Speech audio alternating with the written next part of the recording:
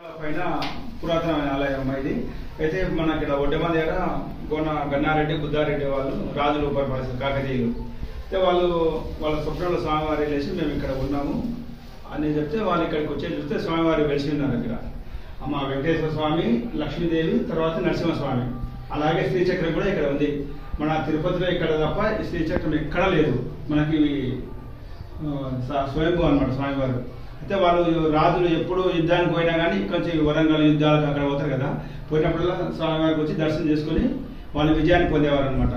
అప్పటి నుంచి ఎప్పుడు ఏ కార్యక్రమం జరిగినా ఇక్కడికి వచ్చేవారు. వాళ్ళు ఇక్కడ కనీసం 100 ఎకరాలు స్వామివారికి రాసిచ్చారనమాట చేసుకోవడానికి. ఇప్పుడు అవన్నీ అన్యాక్రాంతం అయిపోయినాయి. అందరూ వాళ్ళు వీళ్ళని తీసుకోవడం అయింది స్వామివారి. తర్వాత మనకి ఇక్కడ హనుమాన్ ఉన్నాడు. తర్వాత హనుమాన్ సూర్యచంద్రులు కూడా ఎక్కడ లేరు. సూర్యచంద్రులు తర్వాత నాగబంధం కూడా ఉంది, చూశారు కదా. నాగబంధం ఎక్కడ మన బిజినపల్లి తప్ప ఇంకెక్కడ లేదనమాట. దీని ప్రత్యేకత ఏంటంటే మనకి ఇక్కడ శ్రీచక్రం ఒకటి, నాగబంధము, సూర్యచంద్రులు ఇక్కడ బిజినపల్లి ఇక్కడ ప్రత్యేకత. తిరుపతి తర్వాత ఇక్కడే ఉన్నట్టు శ్రీచక్రం. తిరుపతిలో ఒకటి, మన దగ్గర ఒకటే ఉంది, ఇంకెక్కడ స్వయంగా స్వయంభూ స్వామివారు.